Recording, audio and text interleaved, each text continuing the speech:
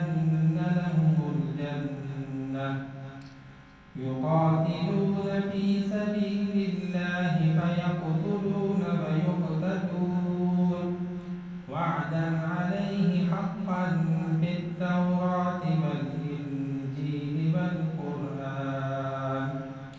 ومن أوفى بعهده من الله فاستبشروا ببيعكم الذي بايعتم به وذلك هو الفوز العظيم. وقال النبي صلى الله عليه وسلم الله في أصحابي لا تتخذوهم من بعدي غرضا من أحبهم فبحبي أحبهم ومن أبغضهم فببغضي أبغضهم وخير القرون ثم الذين يلونهم ثم الذين يلونهم أو كما قال النبي صلى الله عليه وسلم صدق الله العظيم وصدق رسوله النبي الكريم ونحن على ذلك لمن الشاهدين والشاكرين والحمد لله رب العالمين. معزز سامعین کرام، آج 27 جمادی الثانی 1447 ہجری اور 19 دسمبر جمعۃ المبارک کا دن ہے۔ آج سے کچھ دن قبل اسی مہینے کی 22 جمادی الثانی تاریخ گزری ہے۔ 22 جمادی الثانی کو افضل البشر بعد الانبیاء حضرت ابوبکر صدیق رضی اللہ عنہ کا یوم وفات ہے۔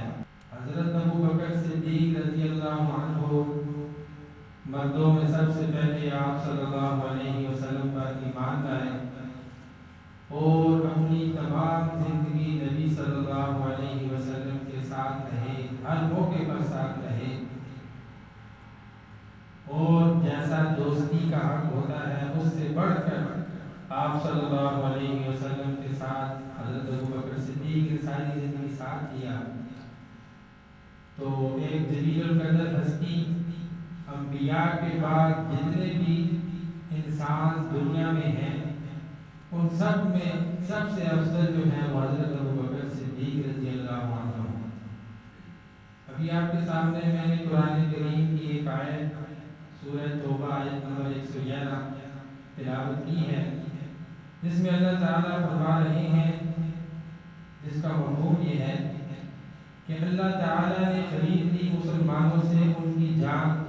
ان کا مال، اس قیمت پر کہ ان کے لیے جنت ہے، اور وہ مسلمان اللہ کے راستے میں لڑتے ہیں،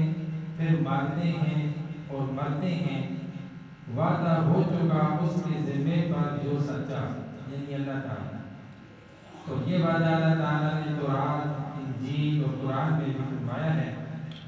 تو پھر آگے اس کا حکم ہے کہ اور کون ہے قول کا پورا اللہ سے زیادہ،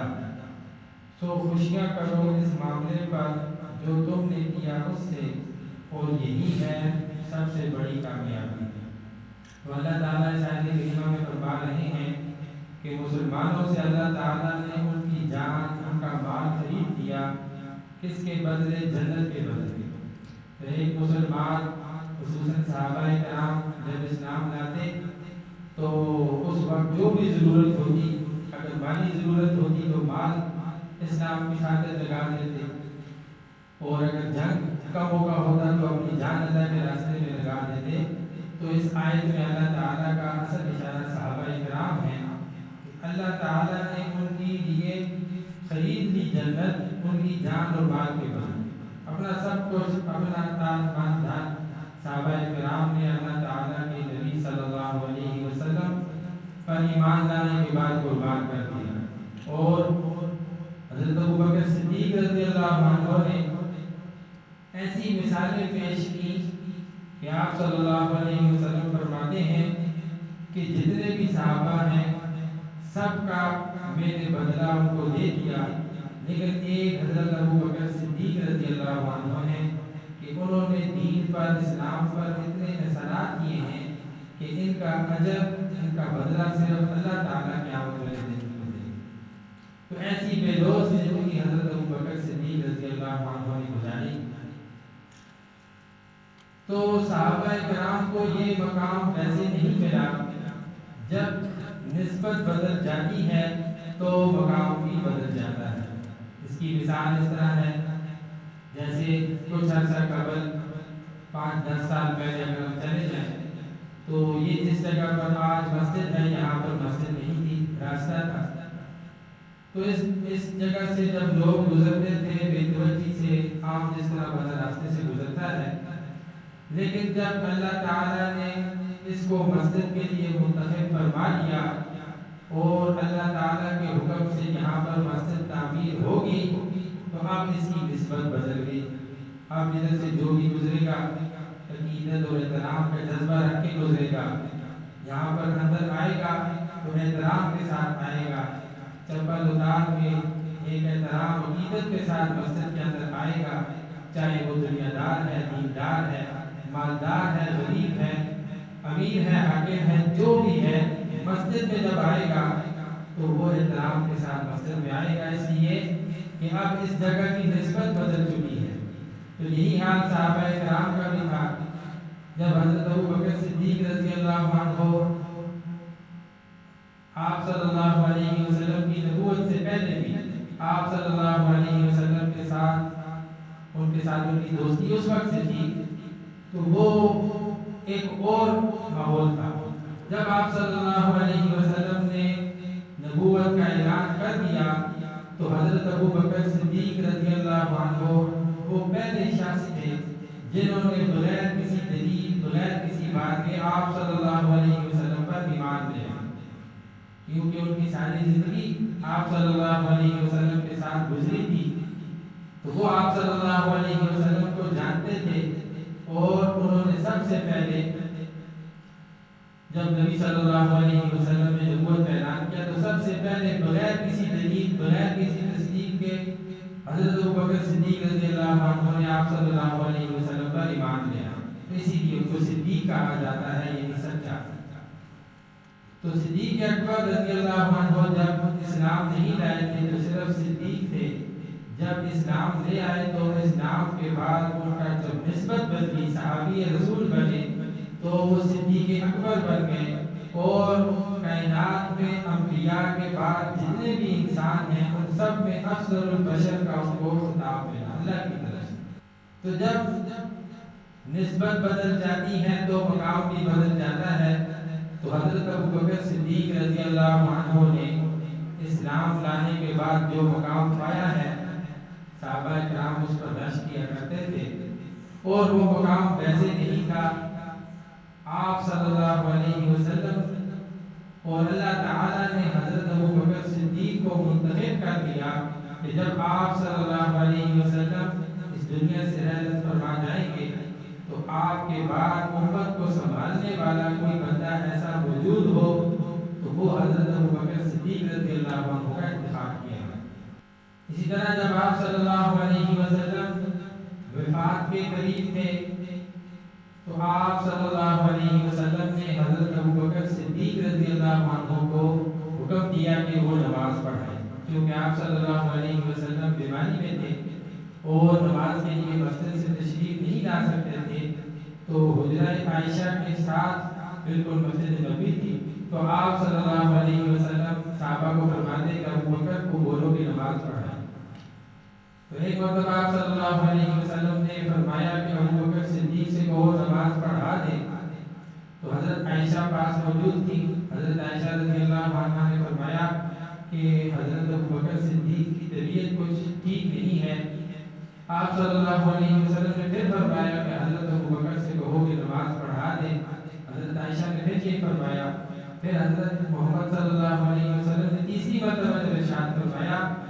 تو فرمایا کہ عائشہ میں کیا کروں، اللہ تعالیٰ ابو بکر کے علاوہ کسی کو مسئلہ رسول پر آنے کی اجازت نہیں دیتا. تو حضرت ابوبکر صدیق کا اللہ کے ہاں بھی مقام ہے, نبی صلی اللہ علیہ وسلم کی نظر میں بھی مقام ہے. ایک موقع پر آپ صلی اللہ علیہ وسلم نے فرمایا کہ ابوبکر کو کہو کہ نماز پڑھا دیں. صحابہ نے دیکھا حضرت ابوبکر موجود نہیں تھے, کسی نے حضرت عمر رضی اللہ عنہ کو آگے کر دیا نماز کے لیے. جب آپ صلی اللہ علیہ وسلم کو معلوم ہوا تو فرمایا نہیں, عمر کو پیچھے کرو, حضرت ابوبکر صدیق کو آگے پڑھو, اس لیے کہ جو مقام حضرت ابوبکر صدیق کا ہے وہ کہ حضرت عمر کا بھی اپنا مقام ہے, لیکن حضرت ابوبکر کے بعد ہے. تو عمر کو یہ سمجھانا تھا کہ حضرت ابوبکر صدیق رضی اللہ عنہ سے افضل کوئی صحابی نہیں ہے اور نہ ہی کوئی انسان ہے. پھر اسی طرح امامت صدیق کی کیفیت کیا تھی کہ 17 نمازیں حضرت ابوبکر صدیق رضی اللہ عنہ نے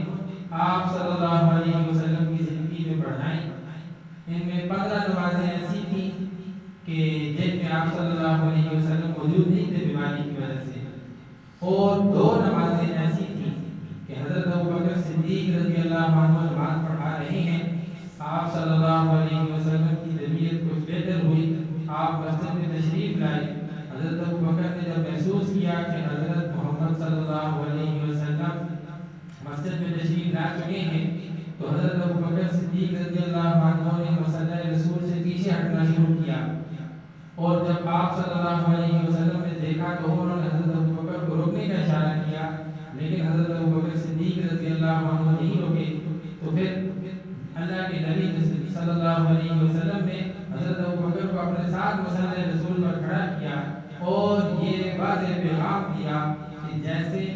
ابوبکر میرے ساتھ مسئلے پر ساتھ ہے, روزہ رسول میں بھی حضرت ابوبکر صدیق اللہ کے نبی کے ساتھ ہے. تو حضرت ابوبکر صدیق رضی اللہ عنہ کو یہ مقام ملا اللہ کے نبی کی صحبت کی وجہ سے, اور اللہ تعالی نے بھی انتخاب فرما دیا.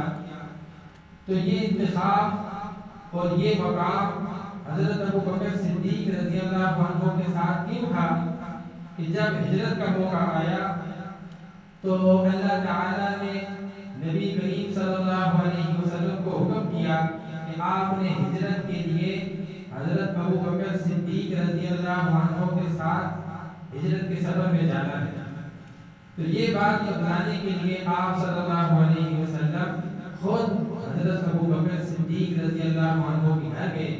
اور دروازے پر دستک دی. اندر سے پوچھا گیا کہ کون؟ تو آپ صلی اللہ علیہ وسلم نے فرمایا محمد. تو حضرت ابوبکر صدیق نے فوراً دروازہ کھولا اور فرمایا اے اللہ کے رسول, آپ پر میرے ماں اور باپ قربان ہو, آپ مجھے حکم دیتے میں حاضر ہو جاتا. تو حضرت محمد صلی اللہ علیہ وسلم نے فرمایا میں کیوں آپ کی طرف نہ آتا. اس ہجرت کے موقع پر جانے کے لیے, اس ہجرت کے سفر میں اللہ تعالیٰ نے انتخاب کیا کہ حضرت ابوبکر صدیق کو لے کر ساتھ جائے.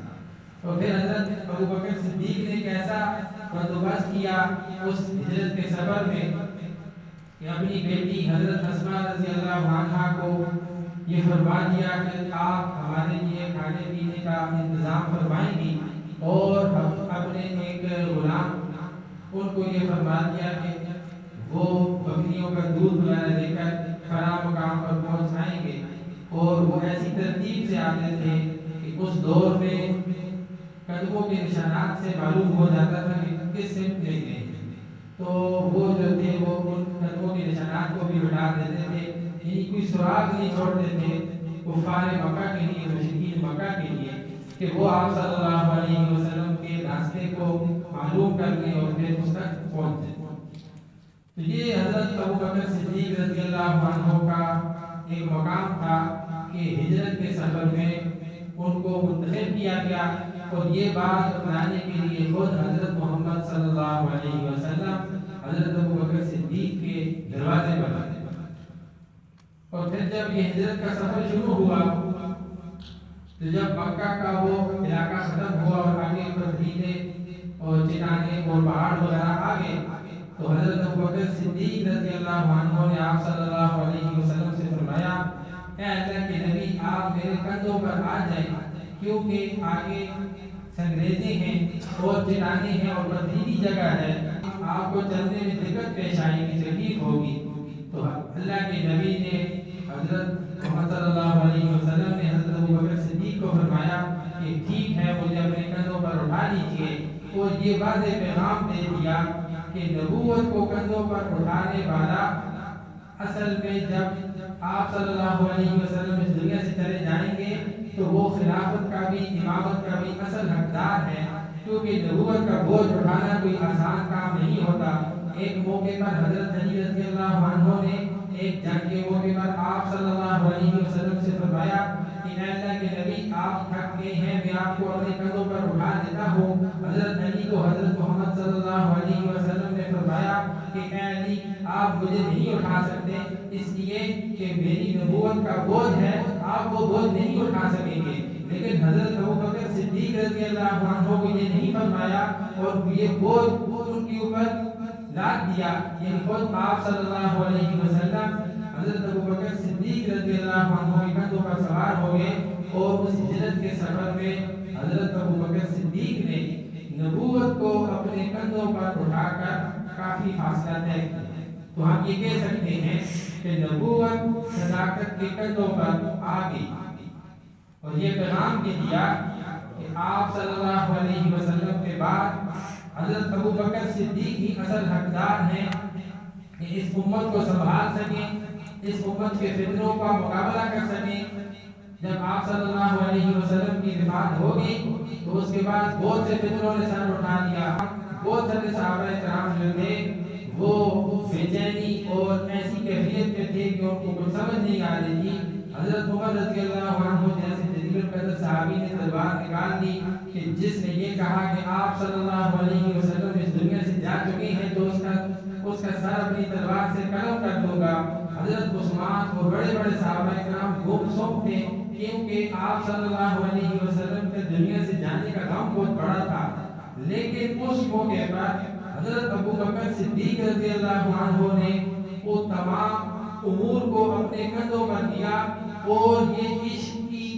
یہ محبت کی اعلیٰ ترین مثال ہے کہ غم سب سے زیادہ حضرت ابوبکر صدیق کو تھا، لیکن اس کے باوجود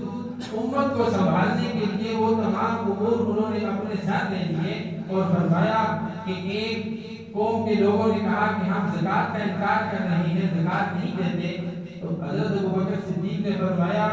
کہ آپ صلی اللہ علیہ وسلم کے دور میں جو زکوٰۃ دیتے وقت جانور دیتے تھے، آج اگر وہ جانور اللہ کے راستے میں زکوٰۃ دیتے ہیں اور اس کی رسی نہیں دیتے تو حضرت ابوبکر اس کے خلاف جہاد کرے گا۔ اس موقع پر حضرت عمر رضی اللہ عنہ جیسے صحابی بھی حضرت ابوبکر کو یہ فرما رہے ہیں کہ اے ابوبکر، آپ تھوڑا سا اس چیز کو کم کریں، کیونکہ ابھی امت اس موقع پر اس حالت میں نہیں ہے کہ ان تمام چیزوں کو قبول کر سکے۔ تو حضرت ابوبکر صدیق نے حضرت عمر سے فرمایا کہ تم تو بڑے بہادر بندے تھے، آج جب موقع آیا ہے تو تم ایسی باتیں کیوں کر رہے ہو؟ تو بعد میں حضرت عمر رضی اللہ عنہ کو سمجھ آئی کہ حضرت ابوبکر صدیق رضی اللہ عنہ کا وہ اقدام بالکل درست تھا اور عین ایمان اور اسلام کے مطابق تھا۔ تو یہ آپ صلی اللہ علیہ وسلم کی تربیت کا نتیجہ تھا کہ حضرت ابوبکر صدیق رضی اللہ عنہ باوجود غم کے، باوجود اس کیفیت کے کہ جو ان پر تھی، لیکن اس کے باوجود بھی امت کو سنبھالا اور امت کی رہنمائی کروائی۔ اور اسی ہجرت کے سفر میں جب ہم دیکھتے ہیں کہ آپ صلی اللہ علیہ وسلم غار ثور میں جا گئے تو سب سے پہلے حضرت ابوبکر صدیق نے غار میں اترے اور اس کے اطراف کا جائزہ لیا، اس کو صاف کیا، سارے سوراخوں کو بند کیا، اور پھر آپ صلی اللہ علیہ وسلم کو فرمایا کہ آپ آ جائیں۔ اور غار اس طرح ہوتی ہے کہ بالکل اس میں اندھیرا ہوتا ہے، کچھ بھی نظر نہیں آتا، اندر کوئی جانور ہو سکتا ہے، موذی جانور، سانپ وغیرہ ہو سکتے ہیں، لیکن حضرت ابوبکر صدیق آپ صلی اللہ علیہ وسلم کو روک کر غار ثور میں بے خطر کود پڑے۔ یہ بھی عشق کی اور محبت کی اعلیٰ ترین مثال ہے کہ اپنی جان کی پرواہ کیے بغیر غار میں گئے، اور غار کے سارے معاملات بہتر کرنے کے بعد آپ صلی اللہ علیہ وسلم کو فرمایا کہ اب آ جائیں، اب پریشانی کی کوئی بات نہیں۔ اور پھر جب سارے سوراخ بند کر دیے، 2 سوراخ باقی رہ گئے تھے، پر حضرت ابوبکر صدیق رضی اللہ عنہ نے اپنی ایڑیاں رکھی اور وہ تمام سوراخ بند ہو گئے اور آپ صلی اللہ علیہ وسلم کو فرمایا کہ آپ میری گود میں اپنا سر رکھ کر آرام فرما لیں۔ اب آپ صلی اللہ علیہ وسلم حضرت ابوبکر صدیق کی گود میں آرام فرما رہے ہیں اور حضرت ابوبکر کی کیفیت یہ ہے کہ ان کی دونوں بیڑیاں ان دو سوراخوں پر ہیں جس کی کہ کوئی کپڑا یا کوئی ایسی چیز نہیں ملی تھی کہ وہ سوراخ بند ہو جائے۔ اب اس سوراخ میں سے ایک سانپ آیا اور اس نے جب راستہ بند دیکھا تو اس نے حضرت ابوبکر صدیق کی ایڑی پر ڈنک مارا۔ جب ڈنک مارا تو حضرت ابوبکر صدیق رضی اللہ عنہ کو تکلیف تو ہوئی لیکن آپ نے نہ کوئی حرکت کی نہ کوئی آواز نکالی، اس لیے کہ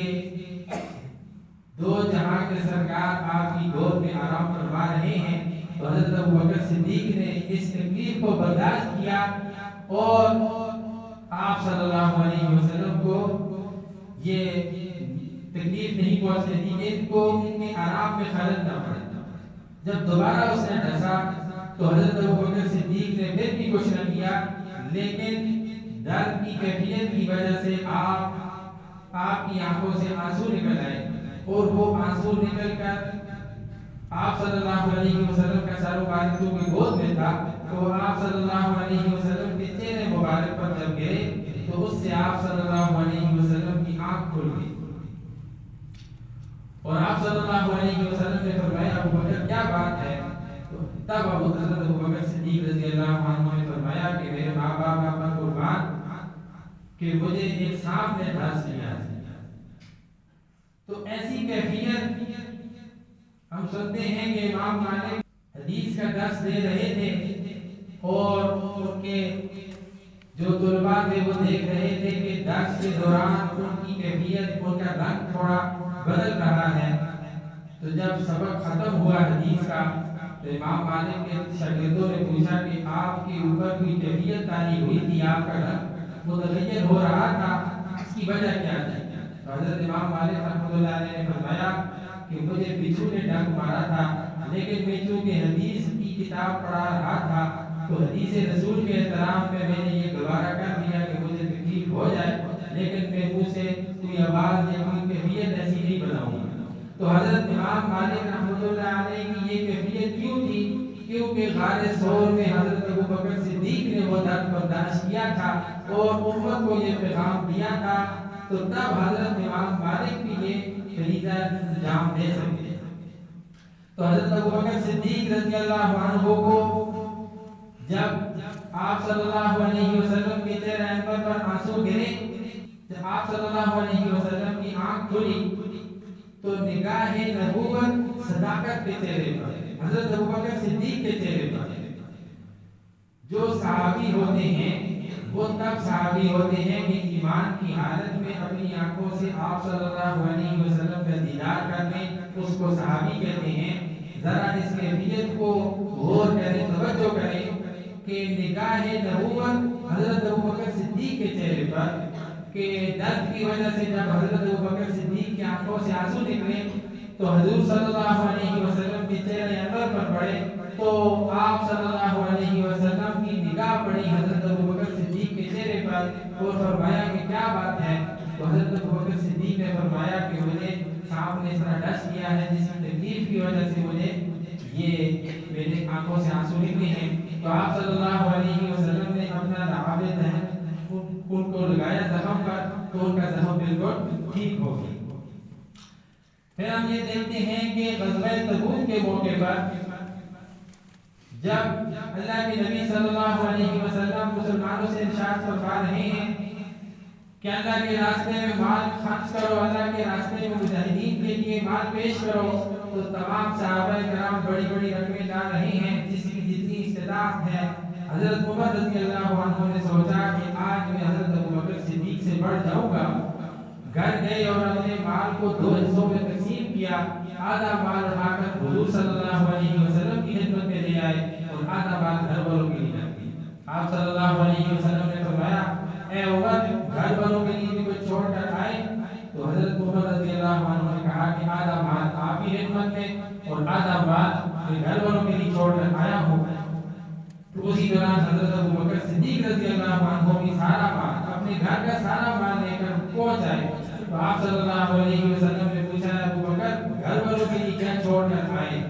حضرت محمد صلی اللہ علیہ وسلم کی تربیت کا انداز دیکھیے، یہ نہیں کہا کہ کتنا مال لائے، یہ پوچھ رہے ہیں کہ گھر والوں کے لیے کیا چھوڑا ہے۔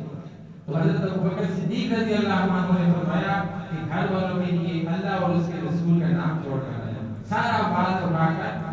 اللہ کے راستے کے لیے دے۔ تو حضرت عمر رضی اللہ عنہ نے کہا کہ میں حضرت ابوبکر صدیق سے کبھی بھی نہیں بڑھ سکتا نیکیوں میں، کیونکہ بظاہر حضرت عمر رضی اللہ عنہ کا مال زیادہ تھا مقدار میں، لیکن حضرت ابوبکر صدیق کا مال مقدار میں کم تھا، لیکن جتنا تھا سارا کا سارا مال اٹھا کر حضور صلی اللہ علیہ وسلم کی قدموں پر نچھاور کر دیا کہ اللہ کے دین کے لیے۔ حضرت عائشہ یا حضرت اسماء رضی اللہ عنہا فرماتی ہیں کہ دیوار کے ساتھ اس طرح ہاتھ لگا کر کچھ محسوس کرنے کی کوشش کر رہے ہیں حضرت ابوبکر صدیق رضی اللہ عنہ۔ تو بیٹی نے پوچھا کہ اے ابا جان آپ کیا تلاش کر رہی ہیں؟ فرمایا کہ میں نے سوئی لٹکائی تھی، اس کو محسوس کرو، اور وہ مل جائے تو وہ بھی آپ صلی اللہ علیہ وسلم کی خدمت میں دے دو۔ تو ایسا مقام اللہ نے ویسے نہیں دیا، ان میں واقعی اللہ تعالیٰ کی طرف سے وہ خصوصیات شامل تھی جو آپ صلی اللہ علیہ وسلم کے بعد امت کو سنبھالنے کے لیے، امت کی رہنمائی کے لیے کافی تھی۔ پھر ایک جنگ کے موقع پر حضرت ابوبکر صدیق رضی اللہ عنہ کے پاس ایک بڑا عمدہ لباس تھا، تو اس لباس کو فرمایا کہ میرے پاس اس لباس کے علاوہ کوئی ایسی چیز نہیں ہے جو نبی صلی اللہ علیہ وسلم کی یہ اس غزوے اس جنگ کے موقع پر میں دے سکوں۔ تو وہ بازار گئے اور اپنا وہ قیمتی لباس بیچ دیا اور ایک ٹاٹ کے کپڑے کا لباس خریدا اور اس کو پہن لیا، اور آپ صلی اللہ علیہ وسلم کی خدمت میں حاضر ہوئے اور وہ اپنا قیمتی لباس پیش کیا۔ تو اللہ کے نبی نے فرمایا کہ یہ آپ نے کیا پہنا ہوا ہے؟ انہوں نے کہا یہ ٹاٹ کا کپڑا ہے، نارمل گزارے کے لائق کپڑا ہے جس سے گزارا ہو جاتا ہے۔ تو وہ حضرت ابوبکر صدیق نے پہن لیا۔ تو اللہ تعالیٰ نے نبی صلی اللہ علیہ وسلم کو وحی بھیجی، تو وحی میں جب حضرت محمد صلی اللہ علیہ وسلم نے حضرت جبرائیل علیہ السلام کو دیکھا تو جبرائیل علیہ السلام کو بھی وہ ٹاٹ کا لباس کر رہا تھا۔ اللہ تعالیٰ کو حضرت ابوبکر صدیق رضی اللہ عنہ کی وہ ادا اتنی پسند آئی، اللہ تعالیٰ نے تمام فرشتوں کو حکم دیا کہ جتنے بھی فرشتے حضرت جبرائیل علیہ السلام کے ساتھ نیچے آئے ان کو ٹاٹ کے لباس میں بھیج دیا۔ تو یہ حضرت ابوبکر صدیق رضی اللہ عنہ کا مقام ہے، اور یہ مقام حضرت ابوبکر صدیق کو ملا حضور اکرم صلی اللہ علیہ وسلم کی صحبت سے، آپ صلی اللہ علیہ وسلم کی مجلس سے، اور آپ صلی اللہ علیہ وسلم کے ساتھ صحبت میں جب وہ بیٹھتے، اس ماحول میں بیٹھتے اور دین کی باتیں سیکھتے، تو اللہ نے ایسا مقام عطا فرما دیا، فرمایا کہ افضل البشر بعد الانبیاء، انبیاء کے بعد اگر کسی انسان کا، کسی بندے کا مقام سب سے اونچا ہے تو وہ حضرت ابوبکر صدیق رضی اللہ عنہ ہیں۔ تو حضرت ابوبکر صدیق رضی اللہ عنہ 22 جوانی ثانی 13 ہجری میں اس دنیا سے آپ کی وفات ہوئی ہے، اور 2 سال آپ نے خلافت کی ہے۔ تو اس خلافت میں بھی آپ رضی اللہ عنہ نے ایسے ایسے کام انجام دیے ہیں کہ جو کوئی دوسرا صحابی انجام نہیں دے سکتا تھا۔ تو اللہ تعالیٰ نے آپ کو یہ مقام عطا فرمایا۔ اللہ تعالیٰ سے دعا ہے کہ اللہ تعالیٰ ہمیں حضرت ابوبکر صدیق رضی اللہ عنہ جیسا ایمان نصیب فرمائے، ایسا یقین نصیب فرمائے، اور ایسا اللہ تعالیٰ ہمیں یہ توفیق دے کہ ہم نبی صلی اللہ علیہ وسلم کے ایسے عاشق بنے جیسے حضرت ابوبکر صدیق رضی اللہ عنہ نے بن کر دکھایا۔ تو اللہ تعالیٰ سے دعا ہے کہ اللہ تعالیٰ ہمیں اس توفیق دے۔ وآخر دعوانا